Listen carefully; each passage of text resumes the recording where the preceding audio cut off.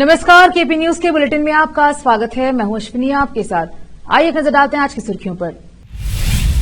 Brin link का पता लगाने वाले स्कैनिंग केंद्रों के खिलाफ कार्यवाही, जिला कलेक्टर गोविंद रेड्डी ने कहा। समूह कला प्रदर्शनी का उद्घाटन एसपी चन्नबसवन्ना एसएल ने किया। कन्या भ्रूण हत्या रोकने के लिए कर्नाटक सरकार टास्क फोर्स बनाएगी। टीपू सुल्तान के नाम पर मैसूर हवाई अड्डे का नाम बदलने के प्रस्ताव से कर्नाटक में विवाद शुरू हो गया। पीएम नरेंद्र मोदी ने विकसित भारत संकल्प यात्रा के लाभार्थियों को किया संबोधित, कई केंद्रीय मंत्री रहे मौजूद।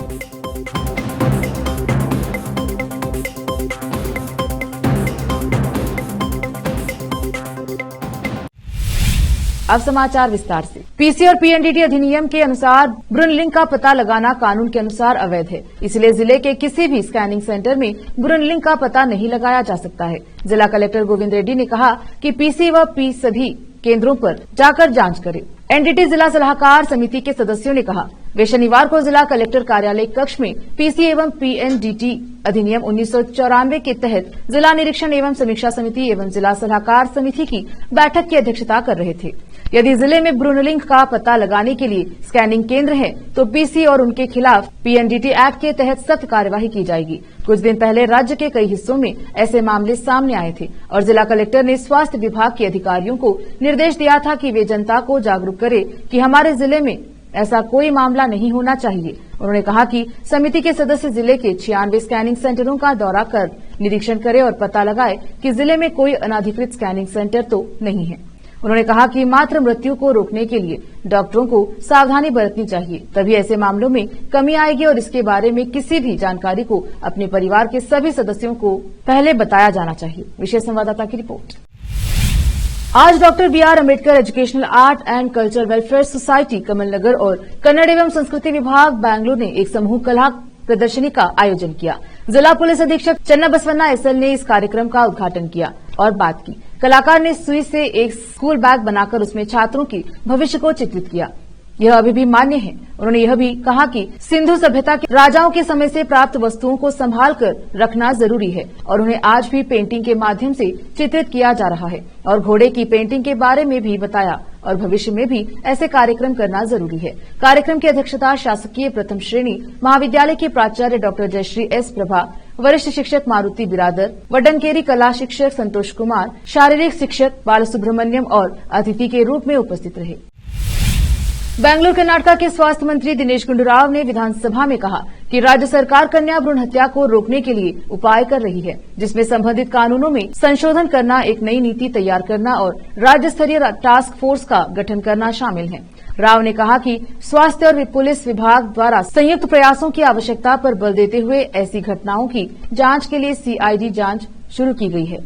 राव ने कन्या भ्रूण हत्या के मामलों से निपटने में बेहतर समन्वय के लिए उपमंडल स्तर की निगरानी समितियों और अधिकारियों की तैनाती की योजना की रूपरेखा तैयार की है। स्वास्थ्य मंत्री ने घटते लिंगानुपात पर चिंता व्यक्त की, जिससे राज्य में कन्या भ्रूण हत्या की घटनाओं का संकेत मिलता है।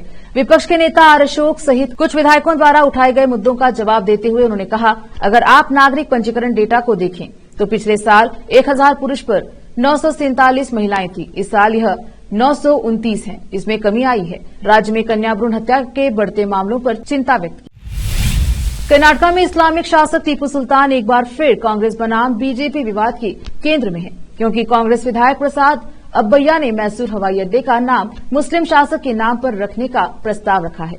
इस प्रस्ताव की भगवा पार्टी ने तीखी आलोचना की है। हुबली धारवाड़ पूर्व के विधायक ने कर्नाटक विधानसभा में हवाई अड्डों के नाम बदलने के लिए राज्य सरकार द्वारा केंद्र को पत्र लिखने के बारे में चर्चा के दौरान कहा, मैं मैसूर हवाई अड्डे का नाम बदलकर टीपू सुल्तान हवाई अड्डा करने का प्रस्ताव करता हूं। इससे भाजपा विधायक नाराज हो गए।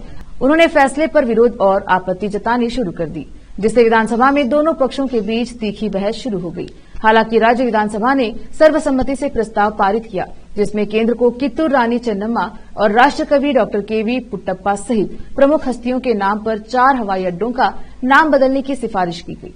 प्रस्ताव के अनुसार हुबली हवाई अड्डे का नाम क्रांतिवीर संगोल्ली रायण्णा के नाम पर, बेलगावी हवाई अड्डे का नाम कित्तूर रानी चेन्नम्मा के नाम पर, शिवमोगा हवाई अड्डे का नाम राष्ट्र कवि डॉक्टर केवी पुट्टप्पा कुवेंपु के नाम पर और विजयपुर हवाई अड्डे का नाम श्री जगत ज्योति बसवेश्वर के नाम पर रखा जाएगा। बुनियादी ढांचा विकास मंत्री एमबी पाटिल ने कहा कि हवाई अड्डों के लिए नए नामों की मंजूरी के लिए केंद्र सरकार को सिफारिश की जाएगी। टीपू सुल्तान कर्नाटका में ध्रुवीकरण करने वाले व्यक्ति रहे हैं। मुस्लिम शासक को लेकर विवाद 2016 से शुरू हुआ, जब तत्कालीन सिद्धरामैया के नेतृत्व वाली कांग्रेस सरकार ने उनके जन्मदिन 10 नवंबर को टीपू जयंती के रूप में मनाना शुरू किया।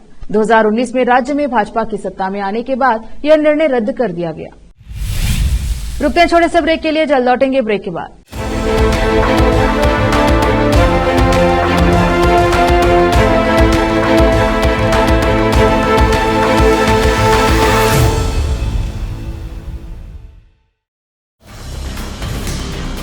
हिंदुस्तान के हर कोने में हम हैं मौजूद। 24 घंटे हालात पर गहरी नजर, खबरों से जुड़े चुपते सवालात, और आपको दिखाता है धार्मिक, सामाजिक, राजनीतिक, लोकल और इंटरनेशनल न्यूज की सबसे बेहतर कवरेज, जो आपको रखती है हर पल बाखबर। देश और दुनिया भर की खबर के लिए देखते रहें केपी न्यूज 24/7। ब्रेक के बाद स्वागत है आपका, देखते हैं समाचार। विजयपुर में गेस्ट लेक्चर को परमानेंट और वेतन में बढ़त को लेकर आज एक अनोखे रूप में प्रदर्शन करते हुए मुख्यमंत्री के नाम एक ज्ञापन जिलाधिकारी के माध्यम से सौंपा गया। विजयपुर से फेरोज शेख की रिपोर्ट। ಶಾಸಕರು ತಮ್ಮ ಸೇವಾ ಖಾಯಮಾತಿಗಾಗಿ ಅನೇಕ ವರ್ಷಗಳ ಸುಮಾರು 10 ವರ್ಷಕ್ಕಿಂತ ಹೆಚ್ಚು ಬಹಳ ಗಂಭೀರವಾಗಿ ನಾವು ಹೋರಾಟ ಮಾಡ್ಕೊಂತ ಬಂದೇವೆ। ಅದೇ ರೀತಿ ಈ ವರ್ಷ ಕೂಡ ಕಳೆದ 23ನೇ ತಾರೀಕಿನಿಂದ ಇವತ್ತಿನವರೆಗೆ ತರಗತಿಯನ್ನು ಬಹಿಷ್ಕರಿಸಿ ಹೋರಾಟ ಮಾಡ್ತಾ ಇದ್ದೇವೆ।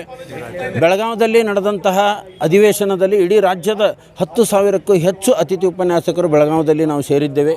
ಬಿಸಿಲಾಗ ಯಾವುದೇ ರೀತಿಯಿಂದ ಅಲ್ಲಿ ಸಹಕಾರ ಇಲ್ಲಾರ್ದೇ, ಸರ್ಕಾರದ ಸಹಕಾರ ಇಲ್ಲಾರ್ದೇ ಕೂತು ನಾವು ಸ್ಟ್ರೈಕ್ ಮಾಡುವಂಥ ಸಂದರ್ಭದಲ್ಲಿ ಗೌರವಾನ್ವಿತ ಮಾನ್ಯ ಮುಖ್ಯಮಂತ್ರಿಗಳಾದಂಥ ಸಿದ್ದರಾಮಯ್ಯ ಅವರು ನಮ್ಮ ಕಡೆ ಬಂದು ಮಾತಾಡಿಸುವ ಸೌಜನ್ಯ ತೋರಿಸಲಾರ್ದೇ ತೆಲಂಗಾಣದಲ್ಲಿ ನಡೆದಂತಹ ಒಂದು ಮುಖ್ಯಮಂತ್ರಿಯ ಪದಗ್ರಹಣ ಸಮಾರಂಭಕ್ಕೆ ಒಬ್ಬ ಅತಿಥಿಯಾಗಿ ಹೋಗ್ತಾರೆ ಅಂದರೆ ಅವರಿಗೆ ಯಾವುದೇ ರೀತಿಯಿಂದ ನಮ್ಮ ಅತಿಥಿ ಉಪನ್ಯಾಸಕರ ಬಗ್ಗೆ ಕಾಳಜಿ ಇಲ್ಲ। ನಾನು ಮಾನ್ಯ ಸಿದ್ದರಾಮಯ್ಯರಲ್ಲಿ ಕೇಳೋದು ಏನಂತಂದರೆ, ತಾವು ಚುನಾವಣೆ ಸಂದರ್ಭದಲ್ಲಿ ಪ್ರಣಾಳಿಕೆಗಳನ್ನು ಮಾಡಿದ್ದೀರಿ, ಆ ಪ್ರಣಾಳಿಕೆಗಳಲ್ಲಿ ಅತಿಥಿ ಉಪನ್ಯಾಸಕರ ಸೇವೆ ಕೂಡ ಖಾಯಂ ಮಾಡ್ತೇವೆ ಅಂತ ಹೇಳಿದ್ರಿ। ತಮ್ಮ ಸರ್ಕಾರ ಬಂದು ಈಗ ಅನೇಕ ಒಂದು ವರ್ಷ ಆಗ್ತಾ ಬಂತು, ಯಾಕೆ ತಾವು ನಮ್ಮ ಅತಿಥಿ ಉಪನ್ಯಾಸಕರ ಕಡೆ ಗಮನ ಹರಿಸ್ತಾ ಇಲ್ಲ? प्रधानमंत्री नरेंद्र मोदी ने विकसित भारत संकल्प यात्रा के लाभार्थियों से बात की। इस कार्यक्रम में पीएम नरेंद्र मोदी समेत कई केंद्रीय मंत्री मौजूद रहे। बता दें कि वर्चुअल माध्यम के जरिए पीएम मोदी ने लाभार्थियों को संबोधित किया। एक महीने में चौथी बार यह देखने को मिला जब प्रधानमंत्री मोदी ने विकसित भारत संकल्प यात्रा के तहत लाभार्थियों से संवाद किया। अपने संबोधन में पीएम मोदी ने कहा कि विकसित भारत के संकल्प के साथ मोदी की गारंटी वाली गाड़ी देश के कोने कोने में पहुंच रही है। इस यात्रा को शुरू हुए 1 महीना पूरा हो चुका है। इस 1 महीने में ये यात्रा हजारों गांवों के साथ साथ 1,500 शहरों में भी पहुंच चुकी है। इनमें से अधिकतर शहर छोटे शहर हैं। पीएम ने कहा कि आज पीएम स्वनिधि योजना के जरिए साथियों को बैंकों से सस्ता और आसान कर्ज मिल रहा है। देश में अब लाखों लोगों को इसका लाभ मिल चुका है। पीएम स्वनिधि योजना के 75% से ज्यादा लाभार्थी दलित, आदिवासी और पिछड़े समाज से हैं और इसमें 45% लाभार्थी हमारी बहनें हैं। उन्होंने कहा कि शहर में रहने वाले लोगों की सामाजिक सुरक्षा के लिए भी हमारी सरकार प्रतिबद्ध है। अटल पेंशन योजना से अब तक देश के 6 करोड़ साथी जुड़ चुके हैं। इसके तहत 60 वर्ष की आयु के बाद हर महीने 5,000 रूपये महीने पेंशन सुनिश्चित हो रही है। उन्होंने कहा कि भारत सरकार की योजनाओं का लाभ लोगों को मिल रहा है। सभी साथियों से मेरी अपील है कि सरकार की सुरक्षा और पेंशन योजना से जुड़े। पीएम मोदी ने अपने सुविधा में कहा कि आज इनकम टैक्स में छूट हो या सस्ते में इलाज हो, सरकार की कोशिश है कि शहरी परिवारों की बचत ज्यादा है। शहर के करोड़ों गरीब लोग आयुष्मान भारत से जुड़ चुके हैं। आयुष्मान कार्ड के कारण गरीबों का 1 लाख करोड़ रुपए बचा है। महाराष्ट्र में भगवान राम के मुद्दे पर बीजेपी और सपा के नेताओं के बीच संग्राम छिड़ गया है। दरअसल महाराष्ट्र सरकार के मंत्री मंगल प्रभात लोढ़ा ने आदेश दिया है मुंबई में बीएमसी के सभी स्कूलों में प्रभु श्री राम के जीवन पर स्पर्धाओं का आयोजन हो। इस पर समाजवादी पार्टी के विधायक रईस शेख ने ऐतराज जताते हुए कहा कि सिर्फ एक ही धर्म के भगवान के बारे में स्पर्धा क्यों हो। मंत्री लोढ़ा बीएमसी को आदेश नहीं दे सकते हैं। उन्होंने ये भी कहा कि स्कूलों का भगवाकरण करने की कोशिश हो रही है। मुंबई के गार्डियन मंत्री मंगल प्रभात लोढ़ा ने कहा, 500 साल बाद भगवान राम की प्राण प्रतिष्ठा हो रही है। 22 जनवरी को पूरे भारतवर्ष में उत्साह होगा। ऐसे में स्कूल के विद्यार्थियों को भगवान राम के बारे में पता चल सके, इसलिए प्रभु श्री राम स्पर्धा का आयोजन किया जाएगा। 1 जनवरी से 15 जनवरी तक बीएमसी के सभी स्कूलों में प्रभु श्री राम के व्यक्तित्व जीवन पर आधारित स्पर्धाओं का आयोजन किया जाएगा। बच्चों की रुचि के अनुसार गायन स्पर्धा, निबंध स्पर्धा, चित्रकला सहित अन्य स्पर्धाओं का आयोजन किया जाएगा।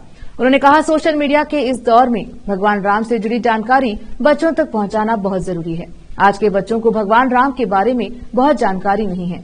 बच्चे मिकी माउस से लेकर सभी कार्टून के बारे में जानते हैं, लेकिन भगवान श्री राम और उनके राम राज्य के बारे में बच्चों को जानकारी बहुत कम है। इसलिए सिर्फ यह एक प्रतियोगिता नहीं होगी, बल्कि यह संस्कार होंगे। भारत की धरती, भारत के आध्यात्मिक इतिहास से जुड़े रहने की कोशिश है। उन्होंने कहा, भगवान राम सिर्फ राजा नहीं थे, बल्कि वह आदर्श बेटे, आदर्श पिता, आदर्श भाई थे। भगवान राम की वजह से ही हम राम राज्य की कल्पना करते हैं। भगवान राम के जीवन से जुड़ी इन्हीं तमाम बातों की जानकारी स्कूली विद्यार्थियों को होनी चाहिए। इस स्पर्धा में हिस्सा लेने के लिए विद्यार्थियों पर कोई दबाव नहीं है। स्वेच्छा से विद्यार्थी इस स्पर्धा में हिस्सा ले सकते हैं। भगवान राम को किसी एक धर्म से जोड़कर देखना उचित नहीं है। हर धर्म के लोग यही कहते हैं कि हमारे देश में राम राज्य आए। प्रधानमंत्री मोदी ने जनहित कार्यों के जरिए राम राज्य की शुरुआत कर दी है। उन्होंने कहा कि भगवान राम के व्यक्तित्व से जुड़ी आदर्श बातें अगली पीढ़ी को पता चल सके, इसलिए हम इस कार्यक्रम का आयोजन कर रहे हैं। भगवान राम की स्पर्धा से भगवाकरण होगा, यह सोच गलत है। अगर कोई प्रभु यीशु या अल्लाह से जुड़ा कार्यक्रम करता है तो उस पर ऑब्जेक्शन नहीं लिया जाएगा। संसद की सुरक्षा में हुई चूक मामले पर कांग्रेस पार्टी के नेता राहुल गांधी ने पहली बार बयान दिया है। उन्होंने कहा कि इसके पीछे का कारण बेरोजगारी और महंगाई है। राहुल गांधी ने मीडिया से बात करते हुए कहा कि सुरक्षा में चूक हुई है, लेकिन यह क्यों हुआ? सबसे बड़ा मुद्दा बेरोजगारी का मुद्दा है, जिसे लेकर पूरे देश में उबाल है।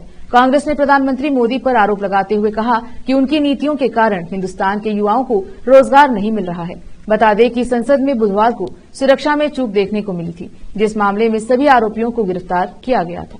बता दें कि संसद पर पहली बार 13 दिसंबर 2001 को आतंकी हमला किया गया था। इसी हमले की बरसी वाले दिन यानी 13 दिसंबर को संसद की सुरक्षा में सेंध लगाई गई।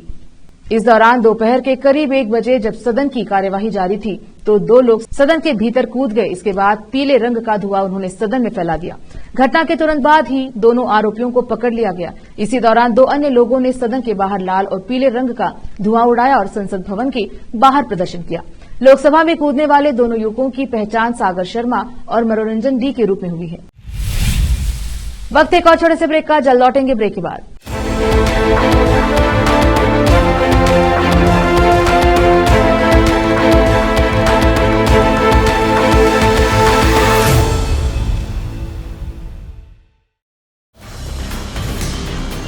हिंदुस्तान के हर कोने में हम हैं मौजूद।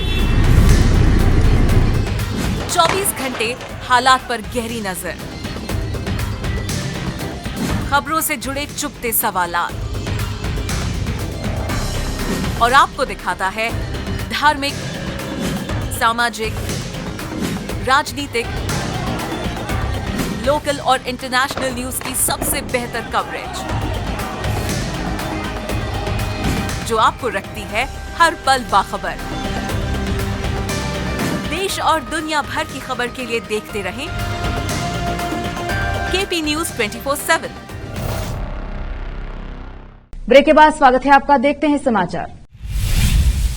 आम आदमी पार्टी ने राघव चड्ढा को एक बार फिर से बड़ी जिम्मेदारी सौंपी है। इस बार राघव चड्ढा को राज्यसभा में पार्टी का नेता नियुक्त किया गया है। बता दें कि संजय सिंह के गैर मौजूदगी में उन्हें यह जिम्मेदारी सौंपी गई है। दरअसल इससे पहले संजय सिंह राज्यसभा में आम आदमी पार्टी के नेता थे, लेकिन दिल्ली की नई शराब नीति में कथित घोटाले के आरोप के बाद आप नेता संजय सिंह को जेल भेज दिया गया। इसके बाद से उनकी जगह पर आम आदमी पार्टी की ओर से राज्यसभा में कोई नहीं था। ऐसे में अब राघव चड्ढा पर पार्टी ने भरोसा करते हुए उन्हें राज्यसभा में आम आदमी पार्टी के नेता की जिम्मेदारी सौंपी है। अब राघव चड्ढा ही राज्यसभा में आम आदमी पार्टी की आवाज उठाएंगे। बता दें कि अभी कुछ दिनों पहले राघव चड्ढा की संसद की सदस्यता को समाप्त कर दिया गया था। काफी बवाल के बाद आखिरकार उनका निलंबन समाप्त हो गया। अपना निलंबन समाप्त होने के बाद राघव चड्ढा ने बाकायदा वीडियो जारी कर लोगों का धन्यवाद व्यक्त किया। उन्होंने एक बेहद ही भावुक कर देने वाला वीडियो जारी किया था। वीडियो में राघव चड्ढा ने कहा था कि 115 दिनों तक मैं लोगों की आवाज संसद में नहीं रख सका। 11 अगस्त को मुझे राज्यसभा से निलंबित कर दिया गया था, यानी कि भारत की संसद से निलंबित कर दिया गया था। मैं अपने निलंबन को रद्द कराने के लिए सुप्रीम कोर्ट गया। न्याय के मंदिर में जाकर न्याय की गुहार लगानी पड़ी। महाराष्ट्र के नागपुर में आज देर रात एक भयानक सड़क हादसा हुआ। बताया जा रहा है कि नागपुर के कटोल के टोनखाम गांव के पास ट्रक और टोयोटा क्वालिस कार के बीच जोरदार टक्कर हुई। इस हादसे में 6 लोगों की मौत हो गई और एक गंभीर रूप से घायल बताया जा रहा है। घायल शख्स को नागपुर के मेडिकल कॉलेज में भर्ती कराया गया है। जानकारी मिली है कि यह एक्सीडेंट रात के 1:30 के आसपास हुआ। आमने सामने की भिड़ंत होने से टक्कर इतनी जोरदार थी कि स्कॉर्पियो में बैठे 6 लोगों की मृत्यु हो गई। मरने वाले सभी लोग एक ही गांव के रहने वाले थे। यह हादसा नागपुर में काटोल के सोनखांबा गांव के पास शालीमार फैक्ट्री के सामने हुआ। अरब खाड़ी और मुस्लिम देशों में भारत के रिश्ते लगातार नई मजबूती हासिल कर रहे हैं। इससे भारत के दुश्मनों की नींदें उड़ी हुई हैं। इसी बीच भारत और ओमान के रिश्ते भी नई राह पर हैं। ओमान के सुल्तान इन दिनों दिल्ली में हैं और उन्हें प्रधानमंत्री नरेंद्र मोदी से शनिवार को मुलाकात। भारत के साथ ओमान जैसे देश के संबंधों को मजबूत होते देख पाकिस्तान और चीन चिंता में पड़ गए हैं। चीन को जहां अपना व्यापार डगमगाता हुआ नजर आ रहा है, वहीं भारत की पकड़ अरब और खाड़ी व मुस्लिम देशों में मजबूत होती जा रही है, तो वहीं पाकिस्तान धर्म का राग छेड़ने के बावजूद इन देशों से कोई खास लिफ्ट नहीं पा रही है। प्रधानमंत्री मोदी ने शनिवार को ओमान के सुल्तान हैतम बिन तारिक के साथ वार्ता की और व्यापार व निवेश समेत विविध क्षेत्रों में द्विपक्षीय सहयोग बढ़ाने पर चर्चा की। ओमान के सुल्तान शुक्रवार को राज्य की यात्रा पर दिल्ली पहुंचे, जो खाड़ी देश के शीर्ष नेता के रूप में भारत की उनकी पहली यात्रा है। विदेश मंत्रालय के प्रवक्ता अरिंदम बागची ने वार्ता से पहले एक्स पर एक पोस्ट में कहा, भारत ओमान रणनीतिक साझेदारी को बढ़ावा देते हुए प्रधानमंत्री मोदी ने हैदराबाद हाउस में ओमान के महामहिम सुल्तान हैतम बिन तारिक का गर्मजोशी से स्वागत किया, जिससे द्विपक्षीय वार्ता का मंच तैयार हुआ। अरब सागर में माल्टा के एक जहाज का अपहरण हो जाने से हड़कंप मच गया है। इस जहाज में 18 सदस्यीय दल सवार थे। अपहरण की सूचना मिलते ही भारतीय नौसेना अलर्ट मोड पर है और मदद के लिए युद्धपोत भेज दिया। अभी कुछ दिनों पहले ही इजरायल के एक जहाज का भी हुतिया ने अपहरण किया था। भारतीय नौसेना ने शनिवार को कहा कि उसने अरब सागर में माल्टा के जहाज के अपहरण से जुड़ी घटना में तेजी से प्रतिक्रिया व्यक्त की। इस जहाज पर चालक दल के 18 सदस्य सवार हैं। नौसेना ने जहाज MV रुएन से सहायता मांगे जाने पर इलाके में निगरानी रख रहे समुद्री गश्ती विमान और अदन की खाड़ी में तैनात उसके युद्धपोत को भेजा। अधिकारियों को अपहरण की कोशिश की सूचना बृहस्पतिवार को मिली और भारतीय नौसेना ने शुक्रवार को घटनास्थल पर अपने मिशन को भेजा। नौसेना ने कहा कि उसके विमान ने अपहरण किए गए जहाज के ऊपर उड़ान भरी और वह जहाज की गतिविधि की लगातार निगरानी कर रही है। सोमालिया तट की ओर बढ़ रहा है। भारतीय नौसेना के एक प्रवक्ता ने कहा, बदलती स्थिति पर तेजी से कदम उठाते हुए भारतीय नौसेना ने इलाके में निगरानी कर रहे अपने नौसैन्य समुद्री गश्ती विमान और अदन की खाड़ी में समुद्री डकैती को रोकने के लिए अपने गश्ती युद्धपोत को MV रुएन का पता लगाने और उसकी मदद करने के लिए भेजा। फिर से एक नजर आज की सुर्खियों पर। ब्रिनलिंग का पता लगाने वाले स्कैनिंग केंद्रों के खिलाफ कार्यवाही, जिला कलेक्टर गोविंद रेड्डी ने कहा। समूह कला प्रदर्शनी का उद्घाटन SP चन्नबसवन्ना इसल ने किया। कन्या भ्रूण हत्या रोकने के लिए कर्नाटक सरकार टास्क फोर्स बनाएगी। टीपू सुल्तान के नाम पर मैसूर हवाई अड्डे का नाम बदलने के प्रस्ताव से कर्नाटक में विवाद शुरू हो गया। पीएम नरेंद्र मोदी ने विकसित भारत संकल्प यात्रा के लाभार्थियों को किया संबोधित। कई केंद्रीय मंत्री रहे मौजूद।